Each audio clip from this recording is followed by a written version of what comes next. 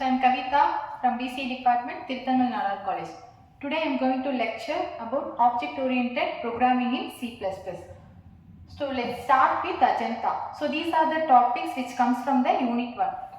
So let us see this first and foremost concept is object-oriented programming in C++. So there are 8 concepts in OOPS. So let's start with class and objects.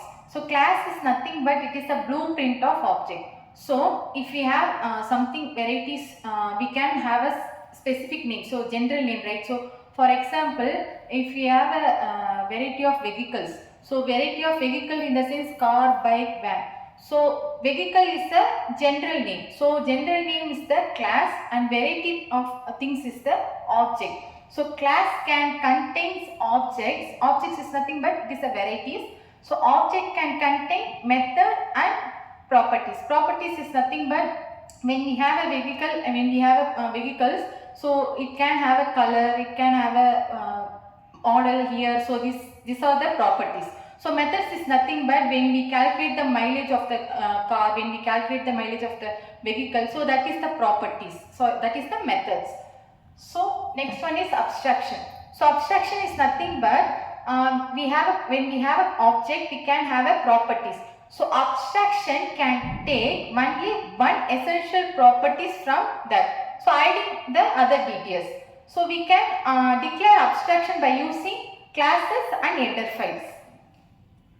So next one is encapsulation. So encapsulation, wrapping the data and information. Like data is nothing but that is the properties, information is nothing but methods. So it wrapping the methods and properties. So why it's wrapped? So it wrapped for preventing the unauthorized access.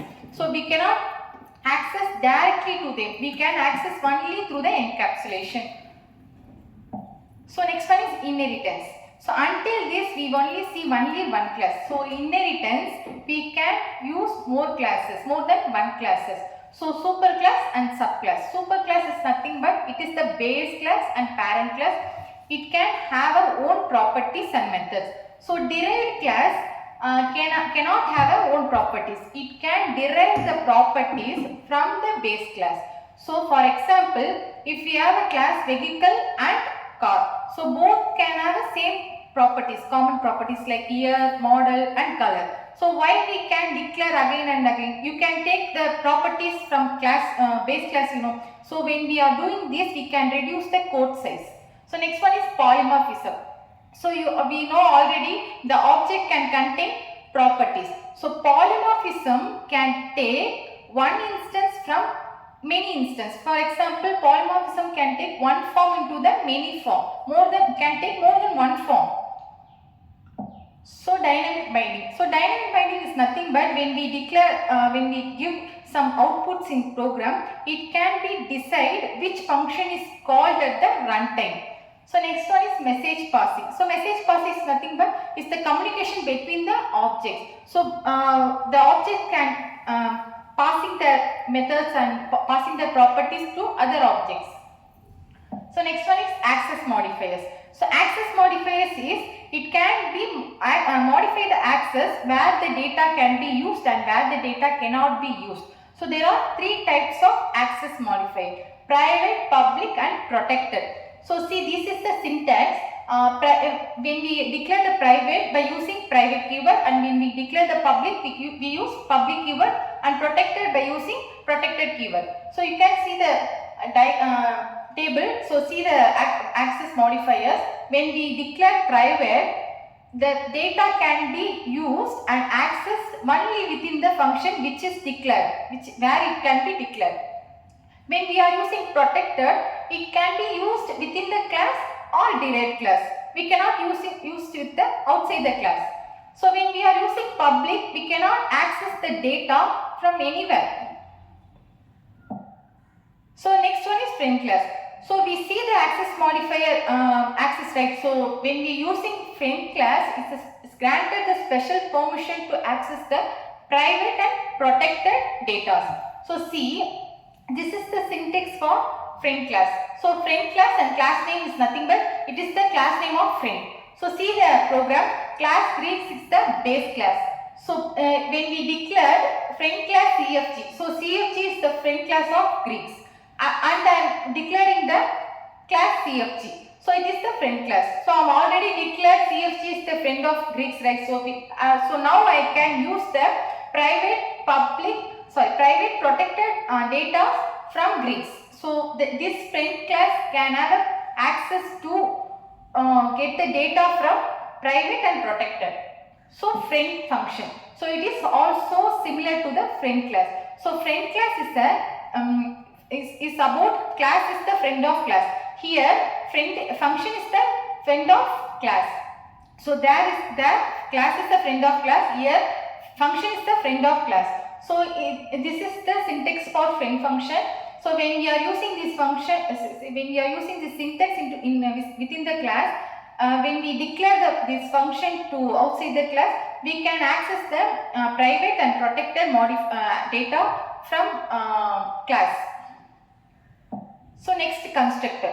So constructor usually used for creating an object. So for example, you can take matrix multiplication. So in matrix multiplication, 2 cross 3 and 3 cross 4 matrices are there. So these are matrix 1 and matrix 2 are the objects. Already they created the object. So when we are doing matrix multiplication, it can create a other object. For example, 2 cross 3 and 3 cross 4, it created 2 cross 4 matrix, right? So we are creating other object. So in this case, we can use constructor. So then rules of the constructor. The first rule of the constructor is it's same as the class name. So the constructor name and class name should be same. So second rule is it usually mostly is used in the public, but somewhere is used in the private. So and it do not have a written values because it do not have a written type. So next one is constructor gets automatically called because when the third object is created, it automatically called. So next one is types of constructor. So there are 4 types: default, parameterized, copy and move. So default constructor is nothing, it's a general constructor with no argument. So parameterized constructor is nothing but with the argument. For example, class name is the constructor. You can have a parameters inside the bracket. So copy constructor. Copy constructor is nothing but if we have already one constructor, when we create another constructor, we take reference from the existing constructor. So that is the copy constructor. Move constructor is nothing but it can take reference. It cannot take reference. It get the reference and move on to the next, transfer to the next constructor. So destructor. So already I told you that example of matrix multiplication. So there 2 cross they created 2 cross 4 matrix. So but we are destroying the 3 cross 3 matrix. So for example, 2 cross 3 matrix is the matrix 1, 3 cross 4 matrix is the matrix 2. When we do matrix multiplication, it creates the object 3, that the resultant matrix that is the object 3. So that is 2 cross 4. But we are destroying 3 cross 3, right? We are removing 3 cross 3 and we are creating 2 cross 4 matrix. So this destructor used for destroy the objects because the 2 objects created third object but destroying the 3 cross 3, right? So static member function. This is not associated with any object. And this is not a things when we create an object only we can create the static members. Not we can declare the static member alone. So see the syntax of the static member function. Static int index number. So next one is let's go with the unit 2. These are the topics which I am going to cover here. So the first one is function overloading. So when we have a program, it can have more functions. But function overloading is when we have a same function. For example, when we how can we declare that is different function with the name, right? So when we have a same function with the same name. So when we have a function with the same name, that is function overloading. In one program can have a functions with the same name, that is function overloading. See the things in test is the function. So with no argument, that is one kind of function we declared in the program. So again in test, that can have argument int a, right? So this is the another instance of the functions. So when same function we pass into the program, that is called function overloading. Same name function but different instances. See where we can hear this. So polymorphism can take more than one form, right? So this is comes under the polymorphism OOPS concept. So the next one is example. So see we overloaded the absolute function with the different parameters. So first we pass the absolute function with the float data type, and again we pass the absolute function with int data type. But the data type is different, it's not a thing, but the function name is same. So that is function overloading. See, next one is operator overloading. See, when we are creating an object by using constructor, right? So for example, when we are create an object by using symbols, we can use operator overloading. For example, when we define the operator overloading in main class, but redefine the same operator in the main object in the sense, that is operator overloading. But the only one thing you should remember, you can only overload the same operator. Don't overload the different operator. So this is the example for operator overloading. See here, void operator plus plus. We call the operator, and again we overload to the object. So this is the operator overloading. So constructor overloading is also similar to the function overloading. There are two functions with the same name, that is function overloading. Here there are two constructors with the same name, that also similar to the class name, is the constructor overloading. So constructor overloading example. See that person is the class name. See inside the class there are two constructors.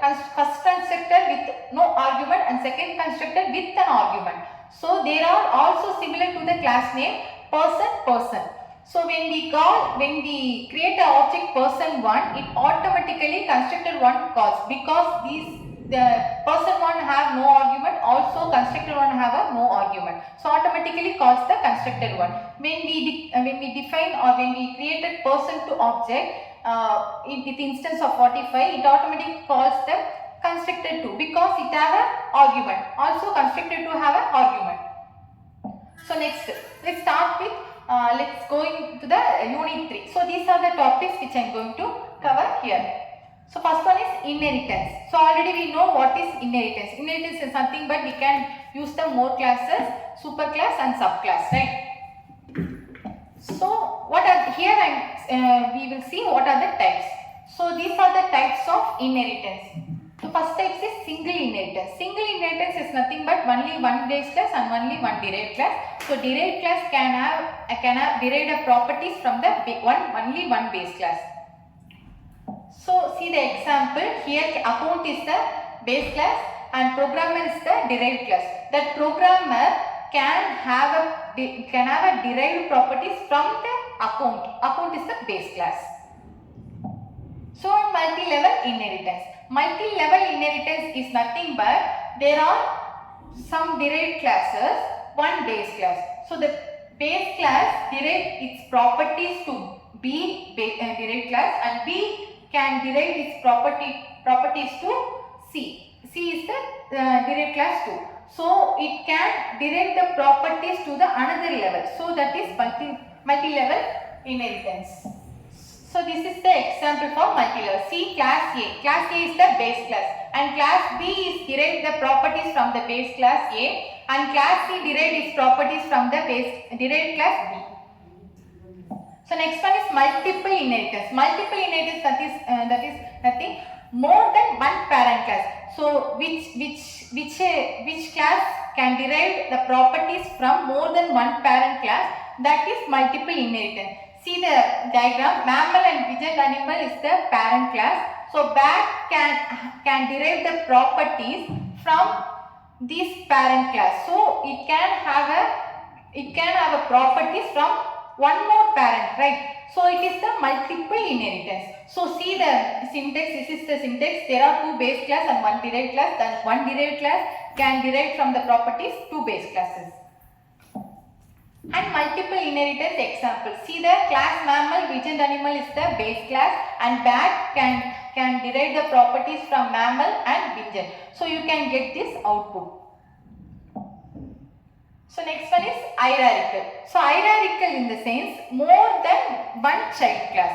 So multiple inheritance can have more than one parent. Here can have more than one child. See the diagram. This is the hierarchical. So in this hierarchical, A is the base class. A can be derived the properties to is two child B and C. So B can be derived the properties to its two child D and D. So this is the hierarchical inheritance.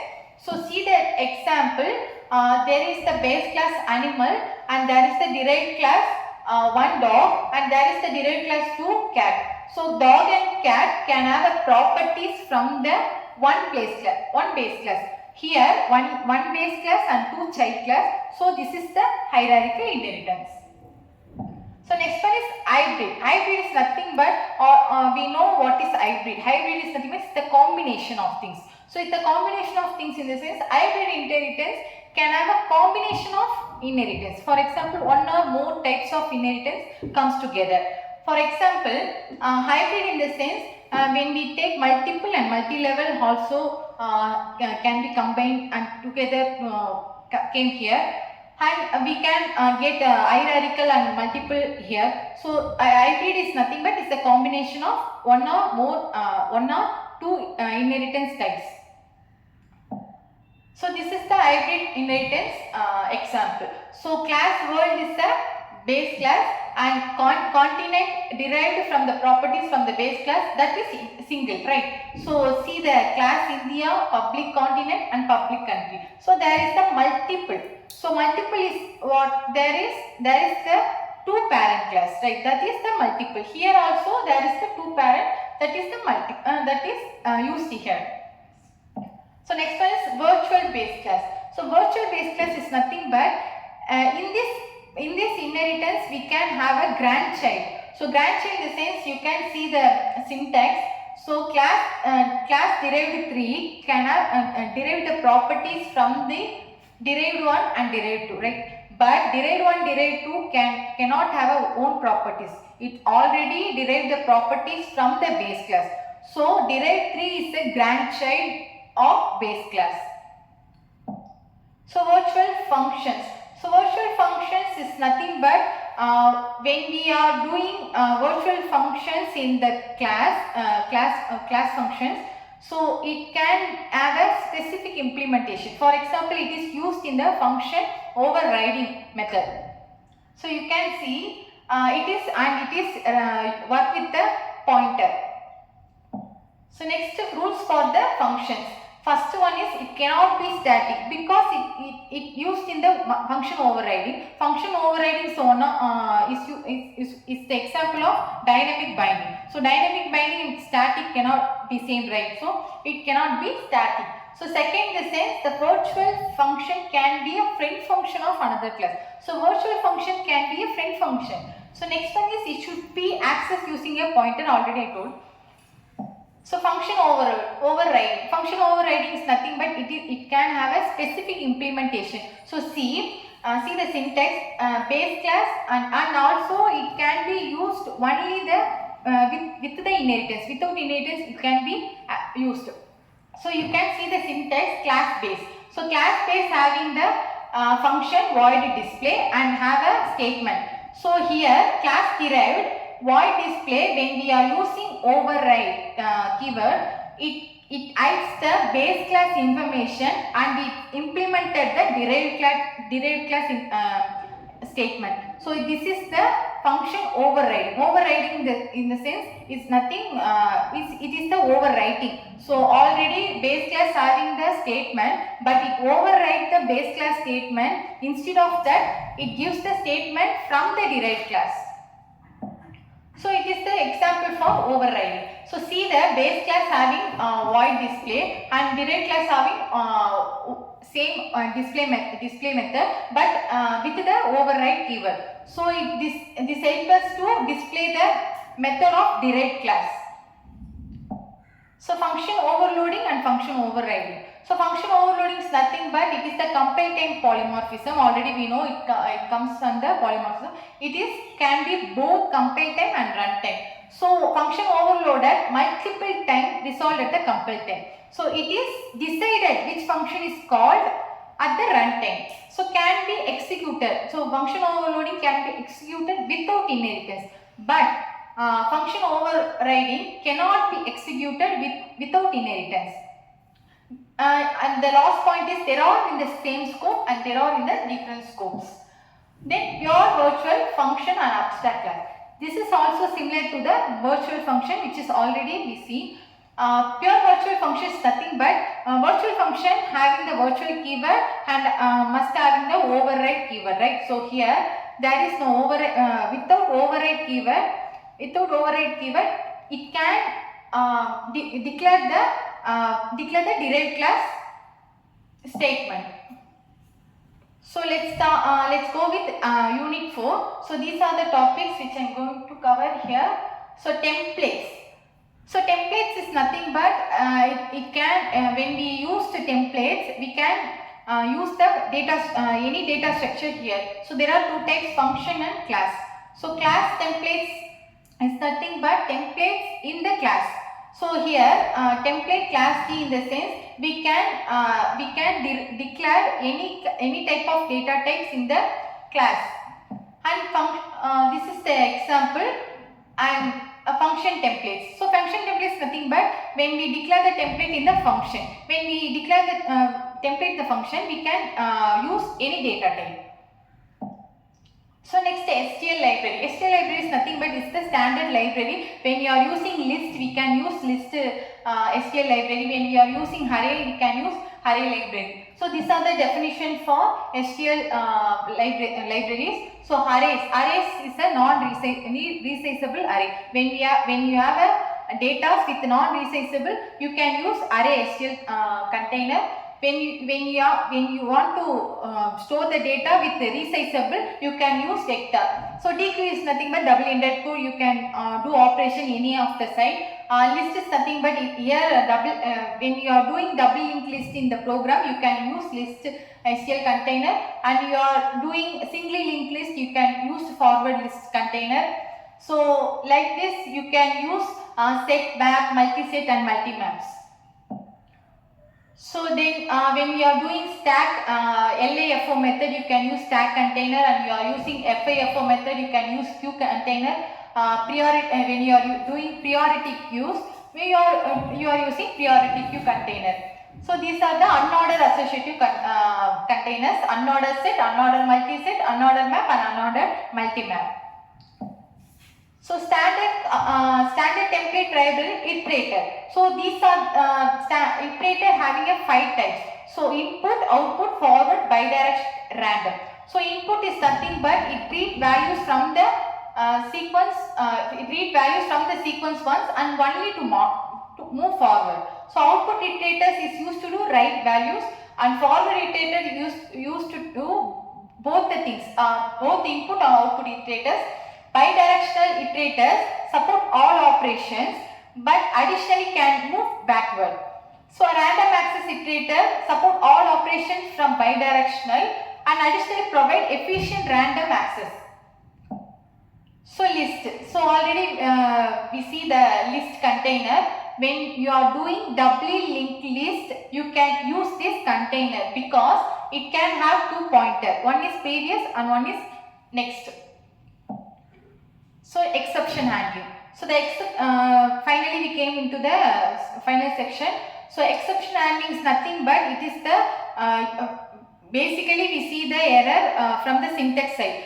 But when we are doing exception handling, we can collect the user error. For example, if the user wants to calculate the numbers, but the user gives the characters instead of numbers, but it is the error, right? How can we find out the things? So by using exception handling. So exception handling can have three parts: try, throw, catch.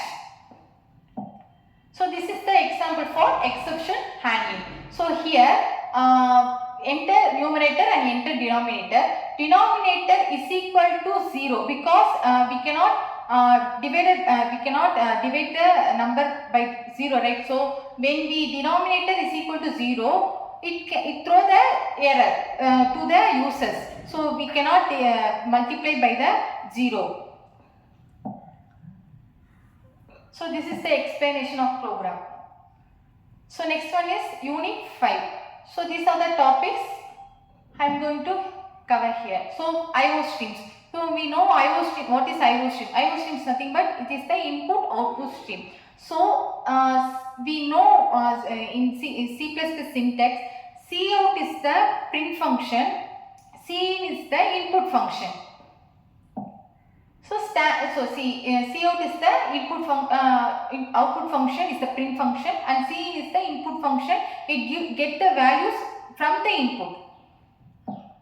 So manipulators. So manipulators is nothing but when we are giving the Cout and Cin, we can give the manipulators like endl, ws, endl, flush. We can manipulate the line.